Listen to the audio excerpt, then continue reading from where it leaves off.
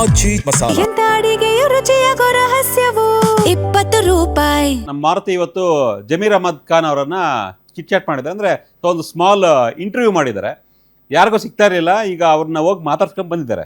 So ದಿಢೀರ್ ಅಂತ ಇದ್ದಕ್ಕಿದ್ದಂತೆ ಅವರು ನಾಳೆ ಬಹುಶಃ ಫೈನಲ್ ಲಿಸ್ಟ್ ಆಗ್ಬೋದು, ಕ್ಯಾಬಿನೆಟ್ ಯಾರಿಗೆಲ್ಲ ಸಿಗುತ್ತೆ ಸಚಿವ ಸ್ಥಾನ ಅಂತ. ಸೊ ಬಹುಶಃ ಹೈಕಮಾಂಡ್ನಿಂದಲೋ ಅಥವಾ ಬೇರೆ ಯಾರೋ ನಾಯಕರಿಂದಲೋ ಸಂದೇಶ ಬಂದಿದೆಯೇನೋ ಗೊತ್ತಿಲ್ಲ. ಜಮೀರ್ ಅಹಮದ್ ಖಾನ್ಗೆ ಸಾರಿ ಕೇಳಿದ್ದಾರೆ. ದಾವಣಗೆರೆ ವಿಚಾರವಾಗಿ ಪಕ್ಷದಲ್ಲಿ ಗೊಂದಲ ಉಂಟಾಗಿದ್ದಕ್ಕೆ ಕ್ಷಮೆ ಯಾಚಿಸಿದ್ದಾರೆ. ನಾನು ತಪ್ಪು ಮಾಡಿಲ್ಲ, ಕಾಂಗ್ರೆಸ್ನಲ್ಲೇ ಇರ್ತೀನಿ, ಯಾರೋ ಯಾವುದೇ ರೀತಿಯ ಬೇರೆ ಪಾರ್ಟಿಗೆ ಹೋಗಲ್ಲ, ಈ ರೀತಿಯ ಕೆಲವೊಂದಿಷ್ಟು ವಿಚಾರಗಳನ್ನು ಮಾತನಾಡಿದ್ದಾರೆ ಜಮೀರ್ ಅಹಮದ್ ಖಾನ್. ಎಕ್ಸ್ಕ್ಲೂಸಿವ್ ಆಗಿ ಗ್ಯಾರಂಟಿ ನ್ಯೂಸ್ ಜೊತೆ ಮಾತನಾಡಿದ್ದಾರೆ. ಒಮ್ಮೆ ಏನು ಮಾತಾಡಿದ್ದಾರೆ ನೋಡ್ಕೊಂಬರೋಣ. ಅದಾದಮೇಲೆ ಒಂದು ಸಣ್ಣ ಇಂಟ್ರಾಕ್ಷನ್ ಮಾಡೋಣ. ನೋಡೋಣ ಜಮೀರ್ ಅಹಮದ್ ಖಾನ್ ಏನು ಮಾತಾಡಿದ್ದಾರೆ ಅಂತ. ರಾಜ್ಯದಲ್ಲಿ ಪ್ರತಿದಿನವೂ ಚರ್ಚೆ ಆಗ್ತಾ ಇರುವಂಥದ್ದು ಸಚಿವ ಸಂಪುಟ ವಿಸ್ತರಣೆ ಬಗ್ಗೆ. ವಿಸ್ತರಣೆ ಸಲುವಾಗಿಯೇ ಈಗ ಮುಖ್ಯಮಂತ್ರಿ ಡಿ ಕೆ ಶಿವಕುಮಾರ್, ಮಾಜಿ ಮುಖ್ಯಮಂತ್ರಿ ಸಿದ್ದರಾಮಯ್ಯ ಹಾಗೂ KPCC ಅಧ್ಯಕ್ಷರಾಗಿರುವಂಥ BK ಹರಿಪ್ರಸಾದ್ ಅವರು ದೆಹಲಿಯಲ್ಲಿದ್ದಾರೆ. ಮೊದಲ ಪಟ್ಟಿಯಲ್ಲೇ ಇವರ ಹೆಸರು ಇರಬೇಕಾಗಿತ್ತು. ಕಾರಣಾಂತರಗಳಿಂದ ಇವರ ಹೆಸರು ಬರಲಿಲ್ಲ. ಎರಡನೇ ಪಟ್ಟಿಯಲ್ಲಿ ಬರುತ್ತೆ ಅನ್ನುವಂಥ ಒಂದು ಆಸೆಯನ್ನು ಇಟ್ಕೊಂಡಿದ್ದಾರೆ. ಮುಸ್ಲಿಂ ಸಮುದಾಯಕ್ಕೂ ಕೂಡ ಈಗ ಇರುವಂಥ ನಾಯಕರಲ್ಲಿ, ವರ್ಚಸ್ಸಿರುವಂಥ ನಾಯಕರಲ್ಲಿ ಜಮೀರ್ ಅಹಮದ್ ಖಾನ್ ಅನ್ನೋದು ಎಲ್ಲರಿಗೂ ಕೂಡ ಗೊತ್ತಿರುವಂಥ ಒಂದು ವಿಚಾರ. ಆದರೆ 13 ಶಾಸಕರನ್ನು ಸಚಿವರನ್ನಾಗಿ ಮಾಡುವಂಥ ಒಂದು ಸಂದರ್ಭದಲ್ಲೇ ಜಮೀರ್ ಅಹಮದ್ ಖಾನ್ ಅವರ ಹೆಸರಿತ್ತು ಅನ್ನುವಂಥ ಒಂದು ಚರ್ಚೆ ಇತ್ತು. ಕೊನೆಯ ಕ್ಷಣದಲ್ಲಿ ಮಿಸ್ ಆಯಿತು. ಆ ಮಿಸ್ ಆಗೋದಕ್ಕೆ ಕಾರಣ ಏನು ಅಂತ ಇಲ್ಲ, ತಮಗೆಲ್ಲ ಗೊತ್ತಿರೋದು ವಿಚಾರ. ಅವತ್ತು 2ನೇ ತಾರೀಕಿಗೆ ದಿಲ್ಲಿಯಲ್ಲಿ ಏನು ಫೈನಲ್ ಮೀಟಿಂಗ್ ಆಯಿತು. 3ನೇ ತಾರೀಕಿನ ಮುಖ್ಯಮಂತ್ರಿ ಪ್ರಮಾಣ ವಚನ ಇತ್ತು. 2ನೇ ತಾರೀಕಿಗೆ ಅದು ಒಂದು ಆಡಿಯೋ ರಿಲೀಸ್ ಮಾಡಿದ್ರು. ದಾವಣಗೆರೆಗೆ ಸಂಬಂಧಪಟ್ಟಂಗೆ ಒಂದು ಆಡಿಯೋ ರಿಲೀಸ್ ಮಾಡಿದ್ರು. ಅದ್ರ ಬಗ್ಗೆ ನಾವು ಹೇಳಿಕೆನೂ ಕೊಟ್ಟಿದ್ದೀನಿ ನಾನು. ಅದಾದಮೇಲೆ ಮೇಲೆ FIR ಆಗಿದೆ. ಆಮೇಲೆ ನಾನು ಹೇಳಿಕೆನೂ ಕೊಟ್ಟಿದ್ದೀನಿ. ಆ ಹಿನ್ನೆಲೆಯಲ್ಲಿ ನಾನು ಮಂತ್ರಿ ಆಗಬೇಕಾಗಿತ್ತು, ಅದರಿಂದ ತಪ್ಪಿತು ಅಂತ ನಾನು ಭಾವಿಸ್ತಾ ಇದ್ದೀನಿ. ರಾಜ್ಯ ಜನ ಅದಕ್ಕೆ ಭಾವಿಸ್ತಾ ಇದ್ದಾರೆ. 2ನೇ ಲಿಸ್ಟಲ್ಲಿ ಆಗ್ಬೋದು ಅಂತ ನಿರೀಕ್ಷೆ ಇಟ್ಕೊಂಡಿದ್ದೀವಿ ನಾವು. ನಿರೀಕ್ಷೆ ಇಟ್ಕೊಳ್ಬೋದು ನಾವು. ಹಾಗೆ ಆಗ್ತಂತ ಕಾಂಗ್ರೆಸ್ ಪಕ್ಷದಲ್ಲಿ ಹೇಳೋಕ್ಕೆ ಸಾಧ್ಯ ಆಗಲ್ಲ. ನಿರೀಕ್ಷೆ ಇಟ್ಕೊಂಡಿದ್ದೀನಿ. ಈಗ ಆಲ್ರೆಡಿ ನನ್ನ 2023ರಿಂದ ಹಿಡ್ಕೊಂಡು ಇದುವರೆಗೂ ನನ್ನ ಮಂತ್ರಿ ಕೊಟ್ಟಿದ್ದರು ಕಾಂಗ್ರೆಸ್ ಪಕ್ಷ. 3 ವರ್ಷ ನೀನು ಮಂತ್ರಿ ಕೊಟ್ಟಿದ್ದೀವಪ್ಪ, ಇನ್ನು 2 ವರ್ಷ ನೀನು 2028ರಲ್ಲಿ ಚುನಾವಣೆ ಬರ್ತಾಯಿದೆ, ಪಕ್ಷಕ್ಕೋಸ್ಕರ ಕೆಲಸ ಮಾಡೋ, ಅದಕ್ಕೂ ನಾನು ಬದ್ಧ. ಪಕ್ಷ ಹೈಕಮಾಂಡ್ ಏನು ನಿರ್ಧಾರ ತಗೊಳ್ತಾರೆ ಅದಕ್ಕೆ ನಾನು ಬದ್ಧ. ಜಮೀರ್ ಅಹಮದ್ ಖಾನ್ ಅವ್ರಿಗೆ ಸ್ಥಾನ ತಪ್ಪಿಸುವ ಸಲುವಾಗಿಯೇ ಆ ಆಡಿಯೋ ಹೊರಗಡೆಗೆ ಬಂತ. ಆ ಆಡಿಯೋ ಹಿಂದೆ ಇರುವಂಥವ್ರು ಯಾರು ಅಂತ ನಿಮ್ಮ ಪಕ್ಷದವರೇ ಇದ್ದಾರಾ, ಬೇರೆ ಪಕ್ಷದವರು ಇದ್ದಾರೆ? ಇಲ್ಲ, ಸಚಿವ ಸ್ಥಾನದ ರೇಸಲ್ಲಿರುವಂಥವ್ರು ಇದ್ದಾರೆ. ಈಗ ಯಾರನ್ನ ಇರಲಿ, ಅವ್ರಿಗೆ ಒಳ್ಳೇದಾಗಲಿ. ಯಾರಿಗನ ಒಬ್ಬನಿಗೆ ತುಳಿದ್ಬಿಟ್ಟು ಅವ್ರಿಗೆ ಒಳ್ಳೇದಾಗ್ತದೆ ಅಂದರೆ ಅವ್ರಿಗೆ ಒಳ್ಳೇದಾಗಲಿ. ನಾನು ಅದ್ರ ಬಗ್ಗೆ ನಾನು ಮಾತಾಡೋಕ್ಕೆ ಹೋಗಲ್ಲ. ನಾನು ದಾವಣಗೆರೆ ವಿಚಾರದಲ್ಲಿ ನೇರವಾಗಿ ಹೇಳಿದ್ದೀನಿ. ನಾನು ಇವತ್ತಿಂದ ಇಲ್ಲ, 94ರಿಂದ ದಾವಣಗೆರೆಯಲ್ಲಿ ಅಲ್ಪಸಂಖ್ಯಾತರು ಟಿಕೆಟ್ ಕೇಳ್ಕೊಂಡು ಬರ್ತಾ ಇರೋದು. ಕೊನೆ ಮೂಮೆಂಟಲ್ಲಿ ಶಾಮರು ಶಿವಶಂಕರಪ್ಪ ಕೊಡ್ತಾಯಿದ್ರು. ಶಾಮರು ಶಿವಶಂಕರಪ್ಪ ಎಲ್ಲರ ಜೊತೆ ಪ್ರೀತಿಯಿಂದ ಇರ್ತಾಯಿದ್ರು. ಹಾಗಾಗಿ ಎಲ್ಲರೂ ಸೇರಿ ಗೆಲ್ಸ್ಕೊಂಡು ಬರ್ತಾಯಿದ್ರು. ಮೊನ್ನೆ ಚುನಾವಣೆಯಲ್ಲಿ 2023 ಚುನಾವಣೆಯಲ್ಲಿ ಶಾಮರು ಶಿವಶಂಕರಪ್ಪನೇ ಅಲ್ಪಸಂಖ್ಯಾತರು ಎದುರು ಪ್ರಚಾರಕ್ಕೆ ಹೋಗುವಾಗ ಅವರೇ ಹೇಳ್ಕೊಂಡಿದ್ದಾರೆ, ಇದು ನನ್ನ ಕೊನೆಯ ಚುನಾವಣೆ, ನನ್ನ ಅಷ್ಟು ಬಾರಿ ನೀವು ಗೆಲ್ಸಿದ್ದೀರಾ. ಈ 2028 ಚುನಾವಣೆಯಲ್ಲಿ ನಾನು ಅಲ್ಪಸಂಖ್ಯಾತರಿಗೆ ಟಿಕೆಟ್ ಕೊಟ್ಟು ಗೆಲ್ಸ್ಕೊಂಡು ಬರ್ತೀನಿ ಅಂತ ಅವರೇ ಹೇಳ್ಕೊಂಡಿದ್ದಾರೆ. ಆ ಹಿನ್ನೆಲೆಯಲ್ಲಿ ಯಾರೂ ನಿರೀಕ್ಷೆ ಮಾಡಿಲ್ಲ. ಮಧ್ಯದಲ್ಲಿ ಇವ್ರು ಬಿಟ್ಟು ಹೋಗ್ತಾರಂತ ನಾವು ಯಾರೂ ನಿರೀಕ್ಷೆ ಮಾಡಿರಲಿಲ್ಲ.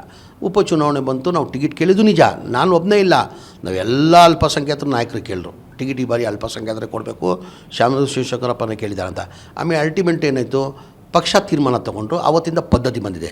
ನಮ್ಮ ಕಾಂಗ್ರೆಸ್ ಪಕ್ಷ ಅಂತ ಇಲ್ಲ, ಜನತಾದಳ ಪಕ್ಷ ಇರಲಿ, BJP ಪಕ್ಷ ಇರಲಿ, ಕಾಂಗ್ರೆಸ್ ಪಕ್ಷ ಇರಲಿ, ಯಾರು ಸಾಯ್ತಾರೆ ಅವ್ರ ಕುಟುಂಬಕ್ಕೆ ಕೊಡೋದು ಅಂತ ಆವತ್ತಿಂದ ಪದ್ಧತಿ ಬಂದಿದೆ. ಅವ್ರು ಕೊಡಬೇಕಂತ ತೀರ್ಮಾನ ಮಾಡಿದ್ರು, ಅವ್ರು ಕೊಟ್ಟರು. ನಾನು ಹೋಗ್ಬಿಟ್ಟು ನಾನು ಕೆಲಸನೂ ಮಾಡಿದ್ದೀನಿ. 5ನೇ ತಾರೀಕು ಮಾಜಿ ಮುಖ್ಯಮಂತ್ರಿಗಳಾದಂಥ ನಮ್ಮ ನಾಯಕರಾದಂಥ ಸಿದ್ದರಾಮಯ್ಯ ಅವರು, ಜಮೀರ್ ಅವರು 5ನೇ ತಾರೀಕು ನಾನು ಕೇರಳದಲ್ಲಿದ್ದೆ. ಆವಾಗ ಅನೌನ್ಸ್ ಮಾಡಿದ್ಮೇಲೆ 5ನೇ ತಾರೀಕು ಜಮೀರ್ ಅವ್ರ ಪ್ರಚಾರಕ್ಕೆ ದಾವಣಗೆರೆಗೆ ಬರ್ತಾರಂದ್ರು. ನಾನು ಹೋದೆ. ನಾನು ದಾವಣಗೆರೆ ಅವ್ರ ಮನೆಗೆ ಹೋಗಿ ಪ್ರೆಸ್ ಮೀಟ್ ಮಾಡಿ ಒಂದು ರೋಡ್ ಶೋ ಮಾಡಿಬಿಟ್ಟು ಒಂದಿನ ಪ್ರಚಾರನೂ ಮಾಡಿದ್ದೀನಿ. ಅದಾದಮೇಲೆ 6-7ಕ್ಕೆ ಬಾಗಲಕೋಟಲ್ಲಿ ಮಾಡಿದ್ದೀನಿ. ನನ್ನ ಕೆಲಸ ನಾನು ಮಾಡಿದ್ದೀನಿ. ನಾನು ಬೇರೆ ಏನೇನೋ ನನ್ನ ಮೇಲೆ ಪಿತೂರಿನ ಮಾಡ್ತಾಯಿದ್ದಾರೆ. ಹಾಗಾಗಿ ನನ್ನ ಪಕ್ಷದಲ್ಲೂ ಕ್ಷಮೆನೂ ಕೋರ್ಕೊಂಡಿದ್ದೀನಿ. ನನ್ನಿಂದ ಏನಾರು ಕ್ಷಮೆ ಆದರೆ, ನನ್ನಿಂದ ಏನಾರು ತಪ್ಪಾದರೆ ದಯಮಾಡಿ ನಾನು ಕ್ಷಮೆ ಕೇಳ್ತೀನಿ ಅಂತ ಕ್ಷಮೆನೂ ಕೇಳ್ಕೊಂಡಿದ್ದೀನಿ ನಾನು. ಹಾಗಾದರೆ ನಿಮ್ಮ ಪ್ರಕಾರ ಆ ಆಡಿಯೋ ನಕಲಿನ ಅಸಲಿನ ಅಂತ? ಅದು ನಕಲಿ ಅಂತ ನಾನು ಹೇಳಿಕೆನೂ ಕೊಟ್ಟಿದ್ದೀನಿ.